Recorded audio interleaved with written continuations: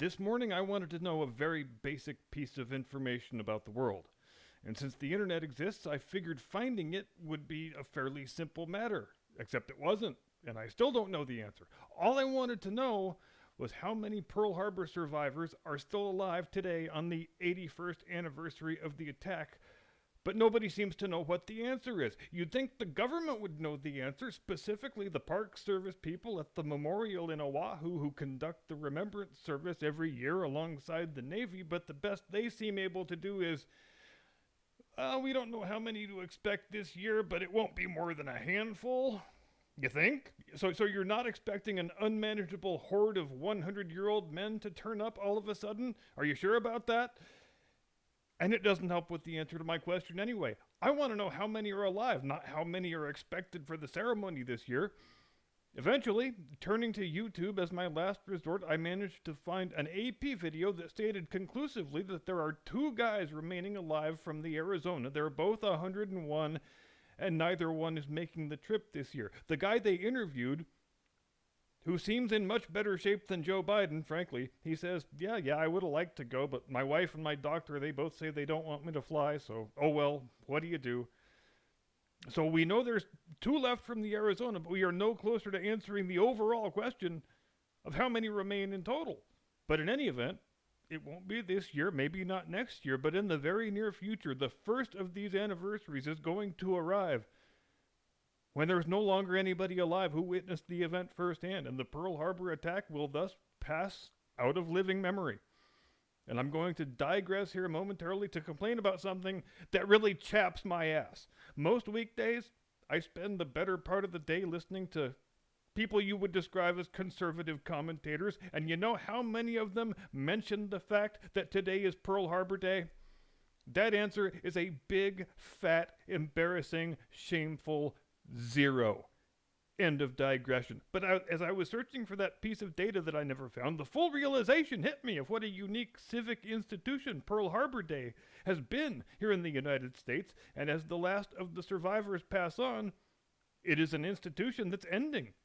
Because when you do a news search for Pearl Harbor survivors, you see a whole series of articles from local papers all over the country going back several years, and they're all articles about how that town isn't going to do their annual Pearl Harbor Day parade anymore because the last local survivor has died. It's a testament to what a wonderfully diverse society we are, that pretty much every little town in America had at least one Pearl Harbor survivor, and that person became a local dignitary for the rest of his life. Each year on the Saturday closest to 7 December, there were hundreds or thousands of parades all across the country that were done in their honor, and in the honor of the less fortunate ones who were killed on the day of the attack, all 2,403 of them. I was born into a world where 7 December was an important date on the calendar every year, and living nearly my entire life as I have in a place with lots of naval retirees in it, I've seen guys in that Pearl Harbor survivors garrison cap, you know the one, blue and white with the gold piping, at practically every ball game and rally and community function I have ever been to. It is weird to think I probably will never again see that hat on the head of a living man. And we're going to do a silent open tonight to honor the fallen, and in the main segment we're going to read out all of the citations for the 14 medals of honor that were earned on that Saturday morning 81 years ago today.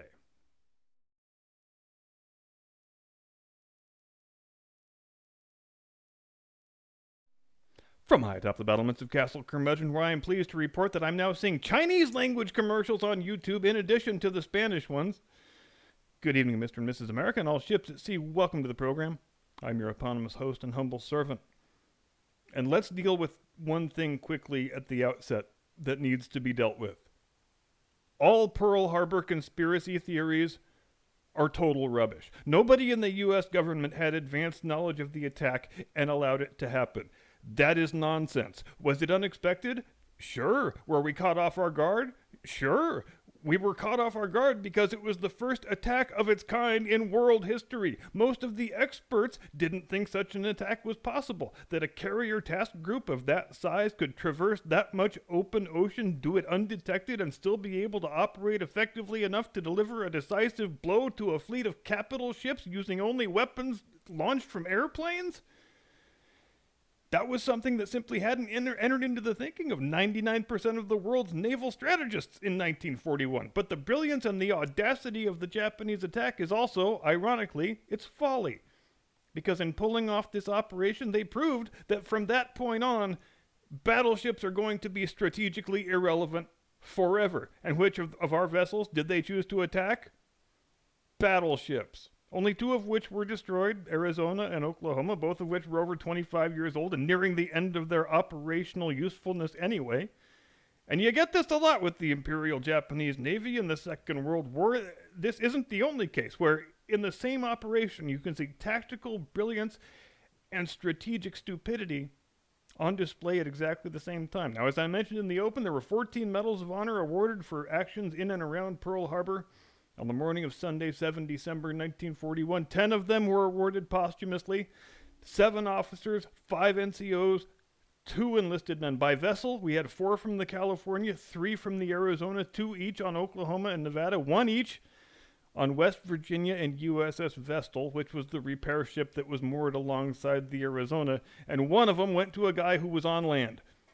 I thought about taking these citations in alphabetical order, which would be the predictable, boring way to go about it. Then I thought maybe I'd group them by ship, but I think the best way to do it is in descending order of rank, because that way they will begin shorter and they will get longer as we move toward the end. First, Rear Admiral Isaac C. Kidd, Cleveland, Ohio. Quote, "For conspicuous devotion to duty, extraordinary courage, and complete disregard of his own life during the attack on the fleet in Pearl Harbor, territory of Hawaii, by Japanese forces on 7 December 1941. He immediately went to the bridge and, as Commander Battleship Division 1, courageously discharged his duties as senior officer present afloat until the USS Arizona, his flagship, blew up from magazine explosions and a direct bomb hit on the bridge, which resulted in the loss of his life." End quote. Now, senior officer present afloat means what it says. Admiral Kidd was the commander of the battleship squadron, but since nobody was present in the harbor who outranked him, that means he was technically in command of the entire fleet throughout the attack up until the moment he got killed. And if you're wondering about the scene from the Pearl Harbor movie where Admiral Kimmel is on the golf course, Admiral Kimmel, who of course was Commander Pacific Fleet, that's kind of half true and half Hollywood embellishment. He did have a tea time scheduled for 8 o'clock that morning, but he wasn't actually out on the course yet. He had arrived at the clubhouse and was informed of the attack before he even had a chance to put his spikes on, really. And I like to imagine the telling went something like this. "Sorry, sir. Your round of golf has been canceled by order of Admiral Yamamoto." And here is another thing I will say for our boys on that day. We may have got caught with our ass hanging out. It may have wound up being a tactical blunder that we had all of our ships and airplanes bunched together because we wanted to guard against sabotage. But setting that aside for just a moment, when the bombs started falling at 7:48, the clock had not struck 7:50 by the time our first AA gun was locked and loaded and throwing fucking lead downrange. In fact, Nevada's gunners actually shot down the torpedo bomber that struck her and sent her to the bottom with a torpedo, and that happens less than 3 minutes into the battle. And if we're talking semantics, I think once we have started actively defending ourselves, you have to stop calling it an attack and start calling it a battle. Calling the whole thing an attack, that's kind of a pet peeve of mine. There's about 50 dead Japanese pilots who I suspect would agree with me when I characterize it as a battle. Now, we have got 2 captains on this list, and since I don't know which one was senior to the other, I'm just going to take them alphabetically. Captain Mervyn S. Binion, Vernon, Utah. Quote, "For conspicuous devotion to duty, extraordinary courage, and complete disregard of his own life above and beyond the call of duty, during the attack on the fleet in Pearl Harbor by Japanese forces on 7 December 1941. As commanding officer, USS West Virginia, after being mortally wounded, Captain Binion evidenced apparent concern only in fighting and saving his ship, and strongly protested against being carried from the bridge." End quote. Now, if you find your thoughts again drifting to the Pearl Harbor movie, here is why. Captain Binion is the guy who was rendered medical aid by Dory Miller, played in the film by Cuba Gooding Jr. Also, here's a fun fact.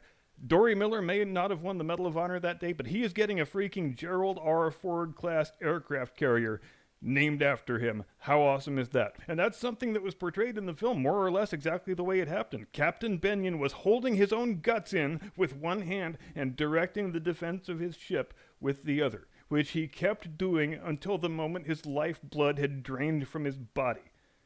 And then Dory Miller says, I've got some free time now. And that's a nice looking 50 cal over there with nobody operating it. Captain Franklin Van Valkenburg, Minneapolis, Minnesota. Quote, for conspicuous devotion to duty, extraordinary courage, and complete disregard of his own life during the attack on the fleet in Pearl Harbor, territory of Hawaii by Japanese forces, 7 December 1941. As commanding officer, USS Arizona, Captain Van Valkenburg gallantly fought his ship until the USS Arizona blew up from magazine explosions and a direct bomb hit on the bridge, which resulted in the loss of his life. It's a weird quirk of the Pearl Harbor attack that Arizona wound up suffering the most catastrophic damage since she was moored inboard of USS Vestal, and thus she was shielded from a torpedo attack on her broadside. And it's still a matter of some controversy what the chain of events was that led to her magazine exploding and basically breaking her in two. Suffice it to say, some Japanese dive bomber pilot took a 500-pound bomb and hit probably the greatest bullseye in the history of aerial combat. Commander Casson Young, Washington, D.C., quote, for distinguished conduct in action, outstanding heroism, and utter disregard of his own safety, above and beyond the call of duty, as commanding officer USS Vestal, during the attack on the fleet in Pearl Harbor, territory of Hawaii by enemy Japanese forces on 7 December 1941. Commander Young proceeded to the bridge and later took personal command of the 3-inch anti-aircraft gun. When blown overboard by the blast of the forward magazine explosion of the USS Arizona, to which the USS Vestal was moored, he swam back to his ship. The entire forward part of the USS Arizona was a blazing inferno with oil afire on the water between the two ships. As a result of several bomb hits, the USS Vestal was afire in several places, was settling and taking on a lift. Despite severe enemy bombing and strafing at the time and his shocking experience of having been blown overboard, Commander Young, with extreme coolness and calmness, moved his ship to an anchorage distant from the USS Arizona, and subsequently beached the USS Vestal upon determining that such action was required to save his ship. End quote. See, when the shit first starts hitting the fan, this guy's thinking is pretty simple. I need to raise steam and get my ship out of the way of the Arizona, because then hopefully she can get underway and try to avoid this torpedo attack. But then Arizona's magazine explodes, she breaks in two, and Young's thinking, well, it gets even simpler. I am parked next to a burning vessel that is raining down flaming debris all over my deck, so I need to get the hell out of here, but for an altogether different reason than I was trying to get out of here before. Commander Samuel G. Fuqua, Ladonia, Missouri. Quote, for distinguished conduct in action, outstanding heroism, and utter disregard of his own safety above and beyond the call of duty during the attack on the fleet in Pearl Harbor by Japanese forces on 7 December 1941. Upon the commencement of the attack, Lieutenant Commander Fuqua rushed to the quarterdeck of the USS Arizona, to which he was attached, where he was stunned and knocked down by the explosion of a large bomb which hit the quarterdeck, penetrated several decks, and started a severe fire. Upon regaining consciousness, he began to direct the fighting of the fire and the rescue of the wounded and injured personnel. Almost immediately, there was a tremendous explosion forward which made the ship appear to rise out of the water, shudder, and settle down by the bow rapidly. The whole forward part of the ship was enveloped in flames which were spreading rapidly, and wounded and burned men were pouring out of the ship to the quarterdeck. Despite these conditions, his harrowing experience and severe enemy bombing and strafing, at the time, Lieutenant Commander Fuqua continued to direct the fighting of fires in order to check them while the wounded and burned could be taken from the ship, and supervised the rescue of these men in such an amazingly calm and cool manner and with such excellent judgment that it inspired everyone who saw him and undoubtedly resulted in the saving of many lives. After realizing that the ship could not be saved and that he was the senior surviving officer aboard, he directed that it be abandoned, but continued to remain on the quarterdeck, and directed abandoning ship and rescue of personnel until satisfied that all personnel that could be had been saved, after which he left the ship with the last boatload. The conduct of Lieutenant Commander Fuqua was not only in keeping with the highest traditions of the naval service, but characterizes him as an outstanding leader of men. End quote. And the citations are starting to speak for themselves now. There's nothing I can add to that one to make it any more badass. The War Department has done all the work for me, but I can report that Commander Fuqua lived to the ripe old age of 87, which I think puts him number 2 on this list in terms of longevity. More on that later. Now, there are 2 ensigns on this list, so again I will take them alphabetically. Ensign Francis C. Flaherty, Charlotte, Michigan. Quote, for conspicuous devotion to duty and extraordinary courage and complete disregard of his own life, above and beyond the call of duty, during the attack on the fleet in Pearl Harbor by Japanese forces on 7 December 1941, when it was seen that the USS Oklahoma was going to capsize and the order was given to abandon ship, Ensign Flaherty remained in a turret holding a flashlight, so the remainder of the turret crew could see to escape, thereby sacrificing his own life. End quote. Some of the guys on this list were at their battle stations and performing their assigned duties, but Flaherty wasn't. He was a guy who happened to have a flashlight. He saw that a gun crew needed help escaping, so he went and helped them escape, and he did it at the cost of his own life. Bear in mind also that this was after the order to abandon ship was given, which means your chain of command ceases to exist, your duty station ceases to exist. It is literally every single man for himself. And this officer, this fresh-faced 22-year-old with his entire life and career ahead of him, he still went to the aid of these enlisted men and sacrificed his own life so they might live. Ensign Herbert C. Jones, Los Angeles, California, quote, for conspicuous devotion to duty, extraordinary courage, and complete disregard of his own life above and beyond the call of duty, during the attack on the fleet in Pearl Harbor by Japanese forces on 7 December 1941. Ensign Jones organized and led a party which was supplying ammunition to the anti-aircraft battery of the USS California after the mechanical hoists were put out of action when he was fatally wounded by a bomb explosion. When 2 men attempted to take him from the area which was on fire, he refused to let them do so, saying in words to the effect, "Leave me alone, I'm done for. Get out of here before the magazines go off." End quote. Now let's take a moment here to remind ourselves, these guys had all woken up in a country that was at peace. They were serving in the cushiest duty station you could ever dream of. It was a lazy Sunday morning, and within a matter of moments, they are in a full-on life-and-death combat situation. There are many hundreds of stories of valor and courage and bravery from that day, far beyond these 14 we're talking about here tonight, and there is not one single story of sniveling cowardice. Somebody asks you why you should be proud to be an American, you tell them that. Now, I've run myself into a bit of a problem here because my familiarity with Navy NCO ranks is tenuous at best, so I don't know if and how one chief something or other outranks another chief something or other, so I apologize in advance if I get the chiefs in the wrong order here.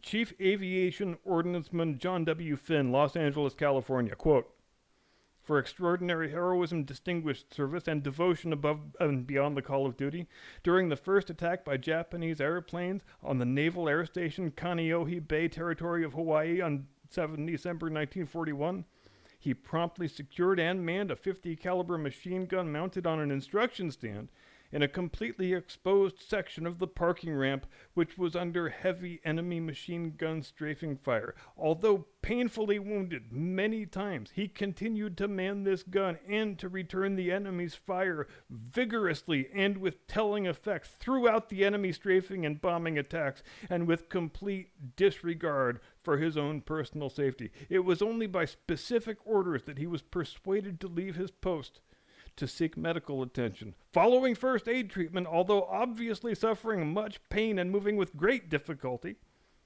he returned to the squadron area and actively supervised the rearming of returning planes. His extraordinary heroism and conduct in this action are to be considered to be in keeping with the highest traditions of the naval service. End quote. And John Finn was not only the last surviving man on this list, he was also the last surviving Medal of Honor recipient from the entire Second World War, passing away at the age of 100 back in 2010, not far from here in Chula Vista, California. And he was one of those local dignitaries whom you would see at every civic function, proudly wearing his Pearl Harbor survivors garrison cap, and even wore his Medal of Honor on special occasions.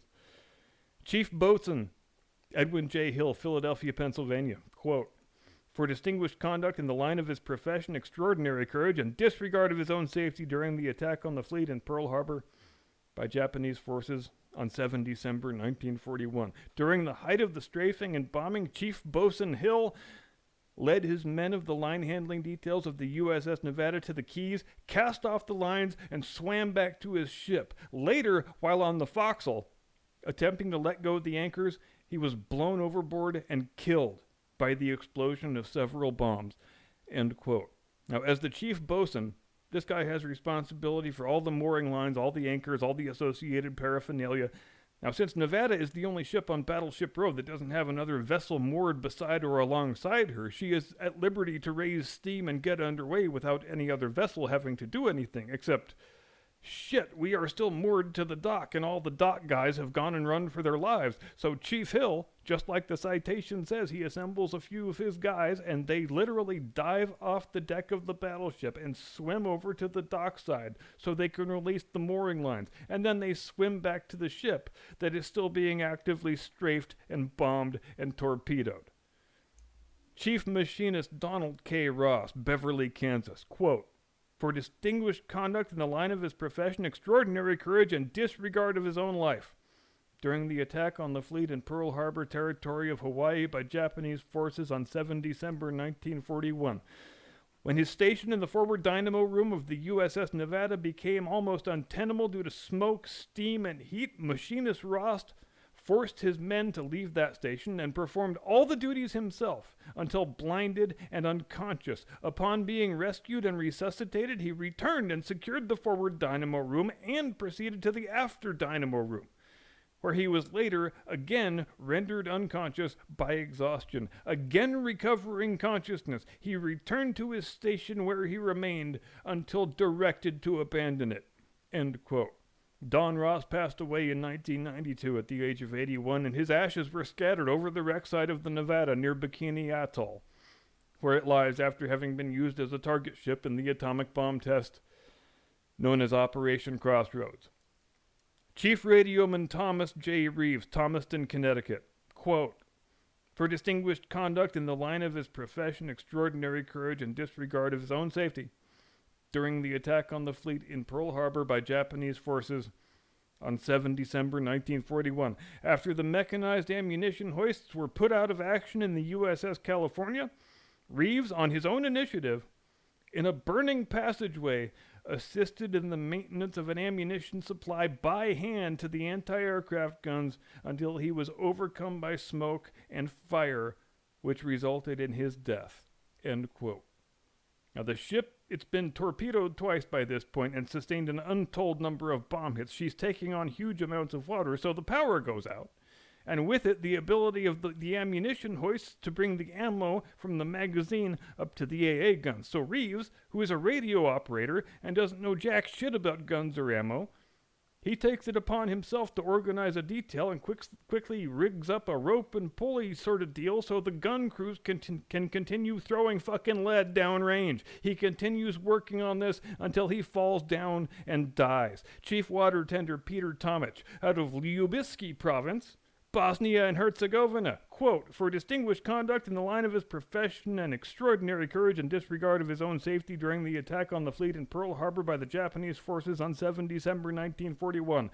Although realizing that the ship was capsizing as a result of enemy bombing and torpedoing, Tomic remained at his post in the engineering plant of the USS Utah until he saw that all boilers were secured and all fire room personnel had left their stations, and by doing so lost his own life. Close quote. And here is a good reminder that not all American war heroes are American-born or even U.S. citizens. When Peter Tomich was posthumously awarded the Medal of Honor, he had no relatives in the country to receive it. So it remained in the possession of the U.S. government until 2006, when it was presented to his family aboard USS Enterprise off the coast of his home city, which is now part of Croatia. Machinist Mate First Class Robert R. Scott, Massillon, Ohio. Quote, "For conspicuous devotion to duty, extraordinary courage, and complete disregard of his own life, above and beyond the call of duty, during the attack on the fleet in Pearl Harbor by Japanese forces on 7 December 1941.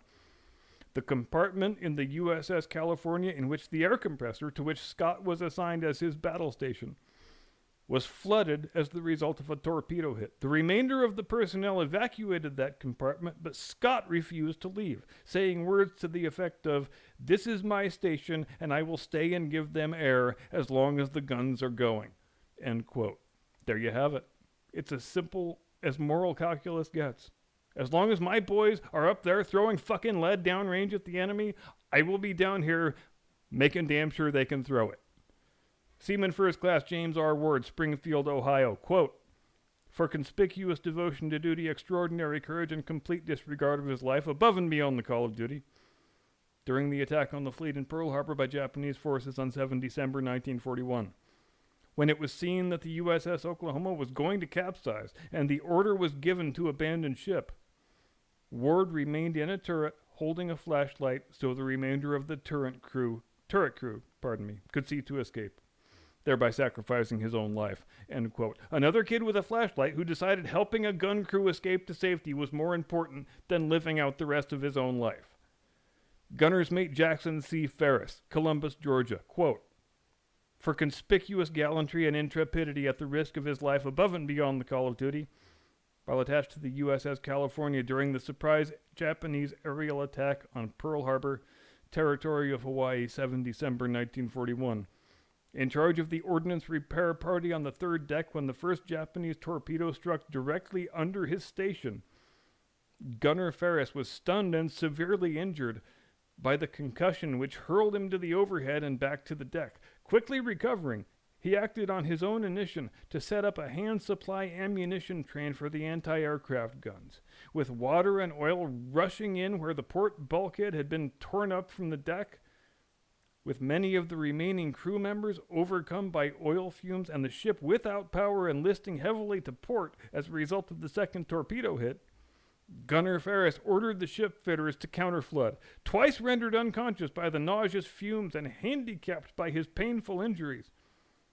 He persisted in his desperate efforts to speed up the supply of ammunition and at the same time repeatedly risked his life to enter flooding compartments and drag to safety unconscious shipmates who were gradually being submerged in oil.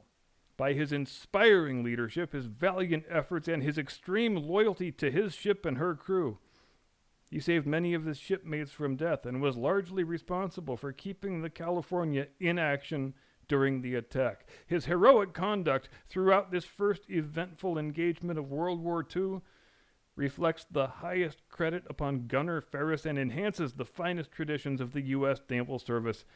End quote. This is the best of all these citations. It speaks for itself, so I am glad I adopted an ordering scheme where that came as the last one. I think that all worked out rather well.